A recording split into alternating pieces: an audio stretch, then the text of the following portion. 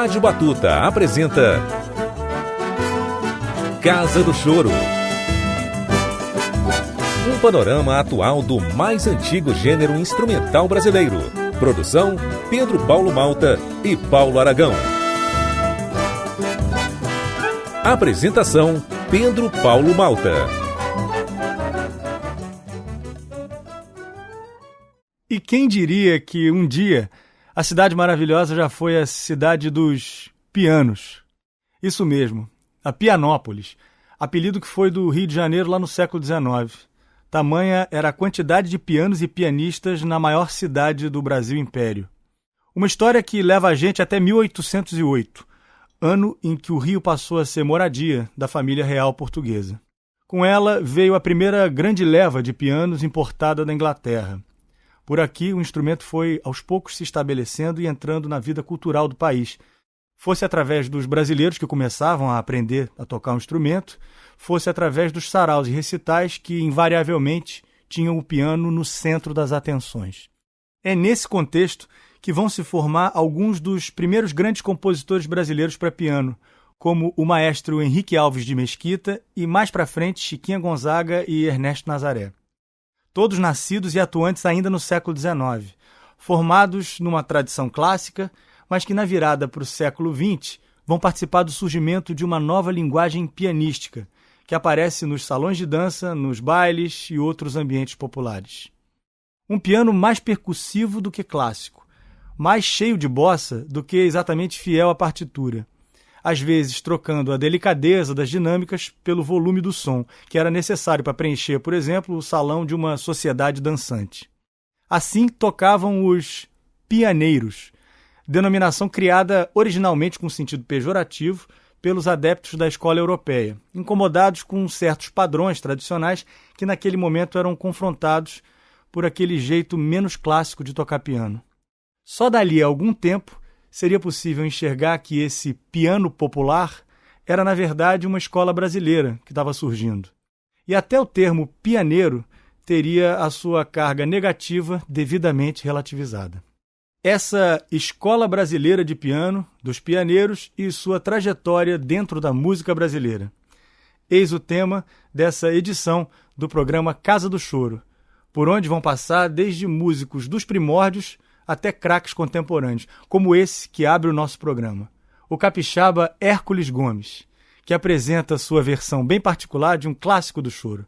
De Ernesto Nazaré, vamos ouvir Odeon.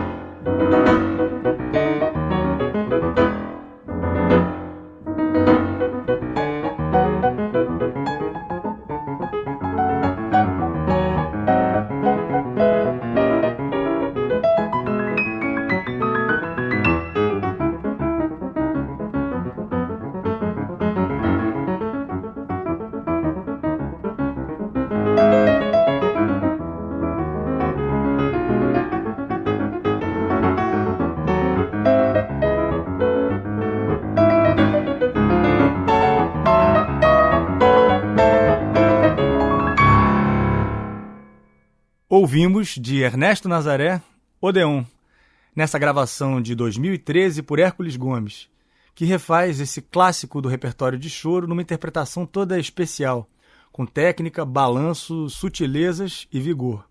Um encontro de características que, de certa maneira, remete ao papel do Nazaré na história da música brasileira e, em particular, do piano no Brasil.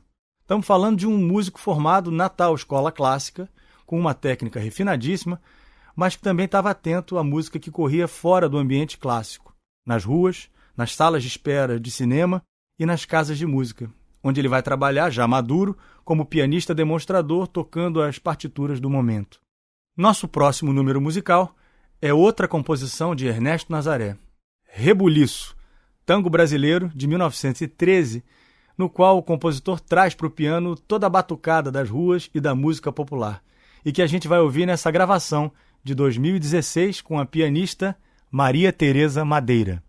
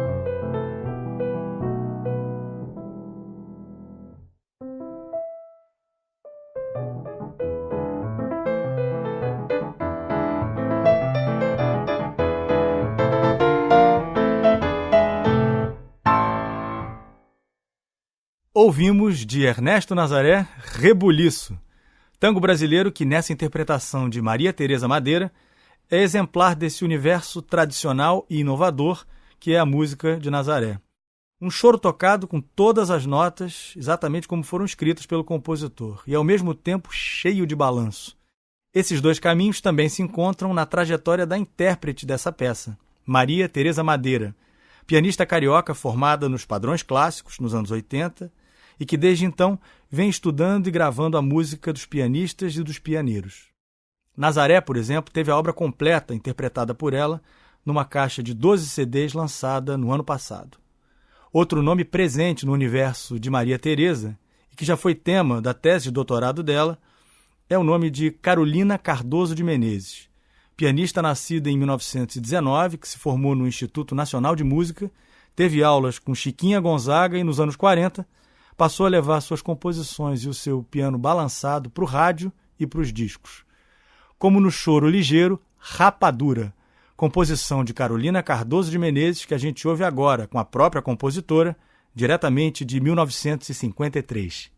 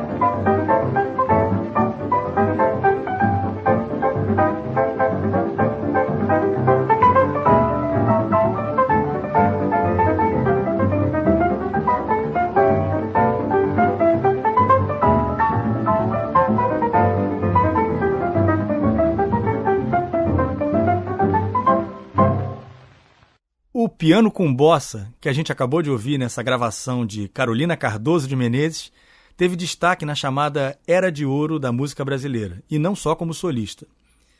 Ele também se fez presente no acompanhamento de cantores, dando ainda mais balanço aos sambas da época. É o caso desse que vem agora no nosso repertório. Composição de Noel Rosa, lançada em disco em 1933, pelo dueto de João Petra de Barros com Luiz Barbosa, que comparece também batucando no seu chapéu de palha. Mas bossa mesmo nessa gravação é que se pode ouvir no piano. Quem toca é Custódio Mesquita, discípulo de Ernesto Nazaré, além de compositor e pianista. Repara só.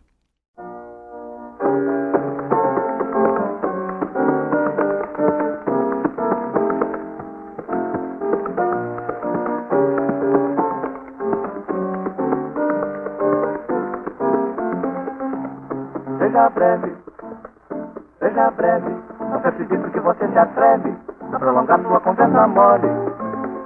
Seja breve, não amole, e não acabo perdendo o controle. Vou cobrar o tempo que você me deve. Seja breve, não percebi porque você se atreve a prolongar sua conversa mole. Que não adianta, seja breve, conversa de texto, não amole, e não acabo perdendo o controle. Vou cobrar o tempo que você me deve.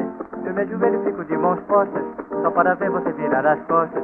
E quando vejo que você vai longe, eu comemoro a tua ausência com champanhe. Deus me acompanhe, vá com Deus. Seja breve, vê se não volta. Seja breve, não percebi porque você se atreve a prolongar sua conversa mole. Seja breve, não amole, e não acabo perdendo o controle. Vou cobrar o tempo que você me deve. A sua vida nem você escreve, e além disso você tem mão leve. Eu só desejo é ver você nas grades, para dizer baixinho sem fazer alarde. Deus me guarde, vá com Deus. Seja breve, vê se tropeça. Seja breve, nunca não percebi que você se atreve a prolongar sua conversa mole. Seja breve, não amole, e não acabo perdendo o controle. Vou cobrar o tempo que você me deve. Vou conservar a porta bem fechada, com o cartaz de proibida a entrada. E você passa a ser pessoa estranha, meu bolso fica livre dos ataques seus e mim, graças a Deus. Seja breve, não percebi porque você se atreve a prolongar sua conversa mole. Que não adianta, seja breve, conversa de dedo, não amole, e não acabo perdendo o controle. Vou cobrar o tempo que você me deve outra vez. Seja breve, não percebi porque você se atreve a prolongar sua conversa mole. Seja breve, não amole, e não acabo perdendo com controle. Vou cobrar o tempo que você me deve. O que será que está por trás desse piano de Custódio Mesquita? E de Ernesto Nazaré, Carolina Cardoso de Menezes e dos outros pianistas e pianeiros que ainda vão passar por esse programa. Com a palavra, o pianista e pesquisador Alexandre Dias. Uma coisa que chama atenção logo à primeira audição nesses pianistas é que eles faziam um uso pleno do piano, trabalhando muito a mão esquerda, com saltos do tipo baixo acorde, às vezes fazendo décimas no baixo ou então caminhando em sextas e fazendo contracantos. E na mão direita faziam muitos acordes junto com a melodia, trabalhando o aspecto rítmico, frequentemente tocando nos contratempos da música, criando uma levada maravilhosa, uma rítmica fantástica. Nesse sentido, eles se assemelham aos pianistas dos primórdios do jazz, na transição entre o ragtime e o jazz. Pianistas como Jelly Roll Morton, Fats Waller e Zez Comfrey, que eram capazes de reproduzir uma banda inteira no piano. Aqui no Brasil, essa escola de piano, tema do comentário do Alexandre Dias, se disseminou por toda parte. Na cidade de Tietê, no interior de São Paulo, ela foi cultivada por outro personagem importante dessa história do piano brasileiro, Marcelo Tupinambá, compositor nascido em 1889, que se destacou como criador de melodias inspiradas no universo sertanejo, caboclo, do Brasil do interior.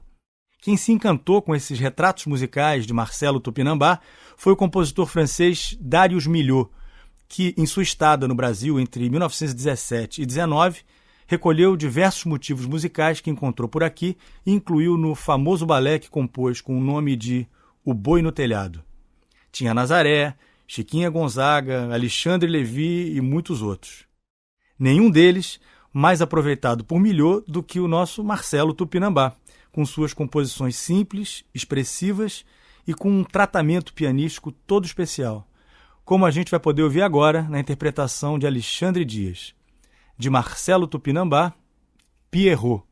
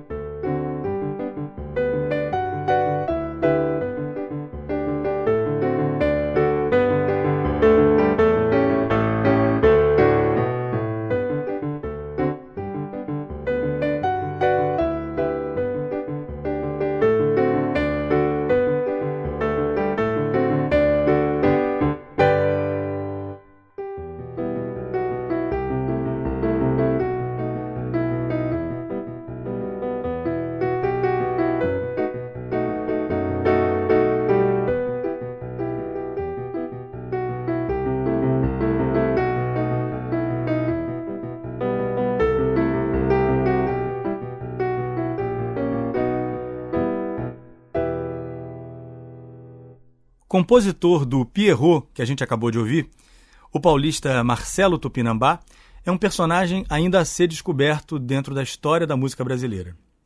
Personagem de uma trajetória riquíssima que recentemente vem saindo da sombra graças a iniciativas como a do intérprete de sua composição e comentarista que a gente ouviu há pouco, o brasiliense Alexandre Dias, pianista e pesquisador que vem desencavando a história do piano no Brasil e fundou em 2015 o Instituto Piano Brasileiro. Entre as preciosidades trazidas à luz por Alexandre e pelo Instituto estão gravações de saraus realizados no fim da década de 50 na casa da professora Neuza França, em Brasília.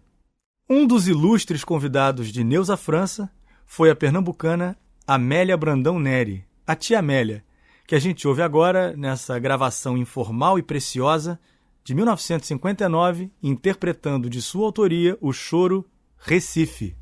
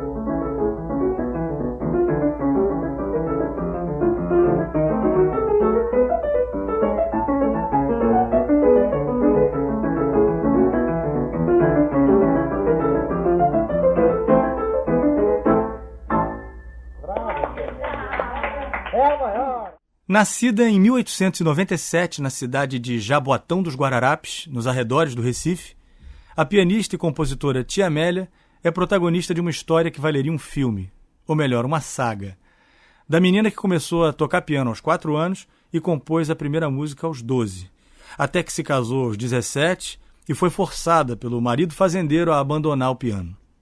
Viúva aos 25 anos, com 4 filhos para criar, voltou para a música, tocou com Ernesto Nazaré, caiu nas graças do Itamaraty, fez turnê pelos Estados Unidos e voltou ao Brasil consagrada, encerrando a carreira no fim dos anos 30.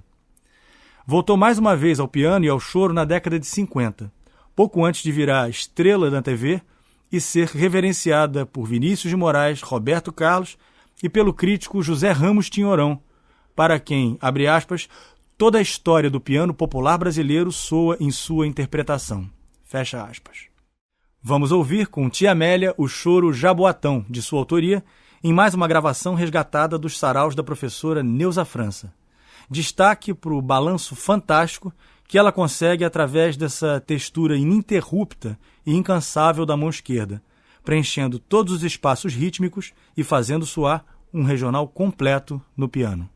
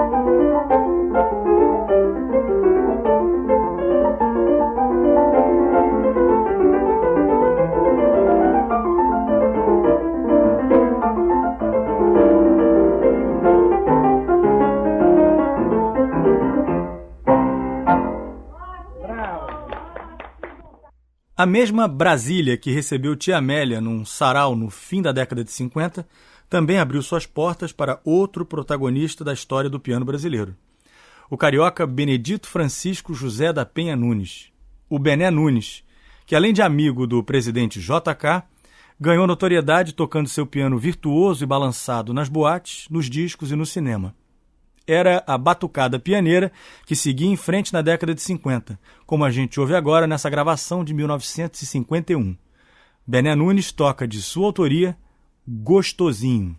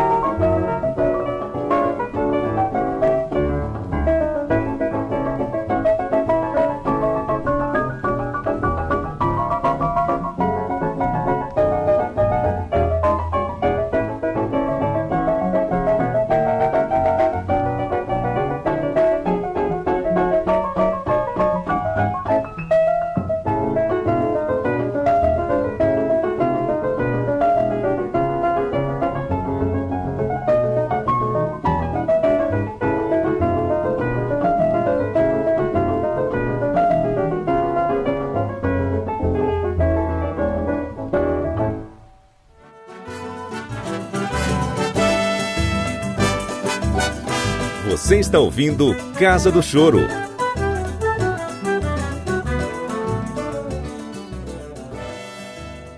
Enquanto o piano virtuoso e ligeiro de Bené Nunes arrancava aplausos por onde quer que passasse, os mesmos anos 50 assistiam ao surgimento de outro grande personagem da história do piano no Brasil.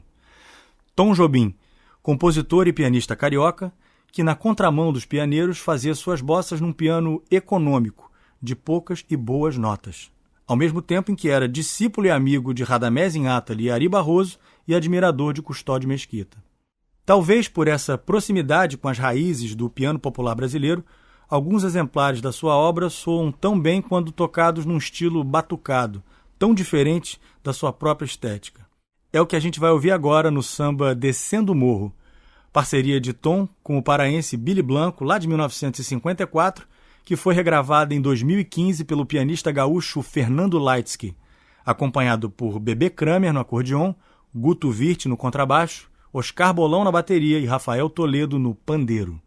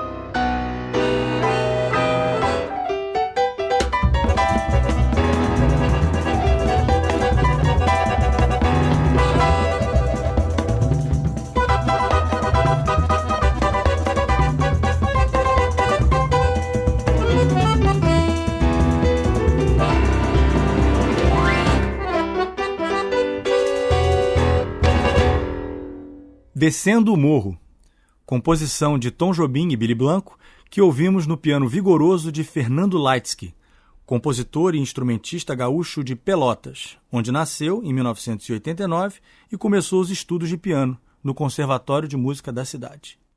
Tinha 20 anos quando se mudou para o Rio, onde continuou a sua formação em aulas com Leandro Braga e Cristóvão Bastos. Nesse caminho, foi criando sua própria pegada no piano, presente no seu primeiro e até agora único disco solo, Rios que Navego, de 2015. É desse álbum também a próxima música do nosso repertório, o samba Mundo Melhor, composição de Pixinguinha e Vinícius de Moraes, na qual Fernando Leitsky é acompanhado pelo baixista Guto Wirth e um verdadeiro arsenal rítmico, formado pela bateria de Oscar Bolão e as percussões de Bidu Campeche, Magno Júlio, Marcos Tadeu e Rafael Toledo.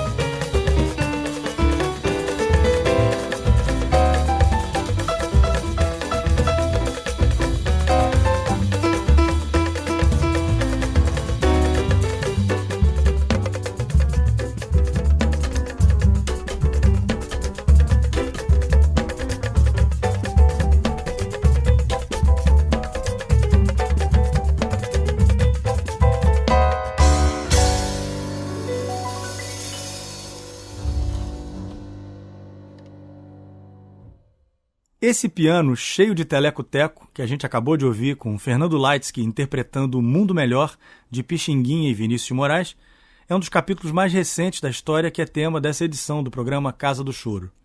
A história do piano popular brasileiro, que, como a gente já viu, tem suas origens lá no início do século XX, quando os chamados pianeiros forjaram essa nova maneira de tocar piano, com mais ênfase no ritmo e nas bossas do que nos fundamentos da escola clássica. Um piano brasileiro que chegou às gravações e ao rádio graças a craques como Romualdo Peixoto, o Nonô, um niteroiense de 1901 que viveu até 54 e é lembrado também como tio dos cantores Ciro Monteiro e Calbi Peixoto. Entre os destaques da carreira de Nonô estão, por exemplo, as participações dele no famoso programa Cazé, na Rádio Philips, tocando como solista ou então acompanhando artistas como Francisco Alves, Silvio Caldas e Noel Rosa, de quem, aliás, ele foi parceiro. Também era compositor de músicas como esse tremendo balanço que a gente vai ouvir agora, lá de 1931. Uma Farra em Campo Grande, que vamos ouvir no piano do próprio Nonô.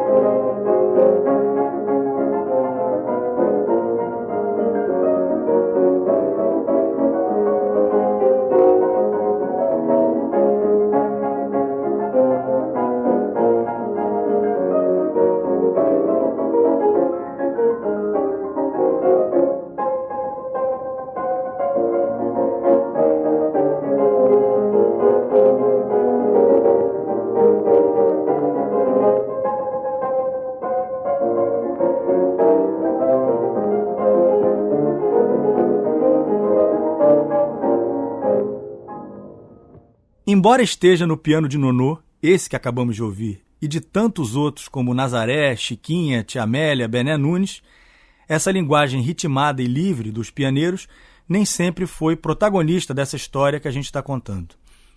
Nas décadas de 1950 e 60, por exemplo, quando os gêneros brasileiros beberam do jazz e resultaram em novos caminhos musicais, principalmente harmônicos, a bola da vez passou a ser a linguagem do chord melody, inspirando novas composições e gravações. E lá se foram os pianeiros para a sombra, ficando fora de moda, ficando esquecidos, ou quase. De uns tempos para cá, felizmente essa linguagem vem voltando à luz, já no século XXI, graças a uma geração de pianistas que, com virtuosismo técnico e conhecimento dessas raízes do piano brasileiro, vem escrevendo novas páginas nessa história. É o caso de Hércules Gomes, pianista que abriu o repertório desse programa e volta agora com mais um exemplar do seu piano swingado e altamente técnico. É com ele que a gente vai ouvir esse belíssimo choro sinuoso de Radamés Inátali, que é Zanzando em Copacabana.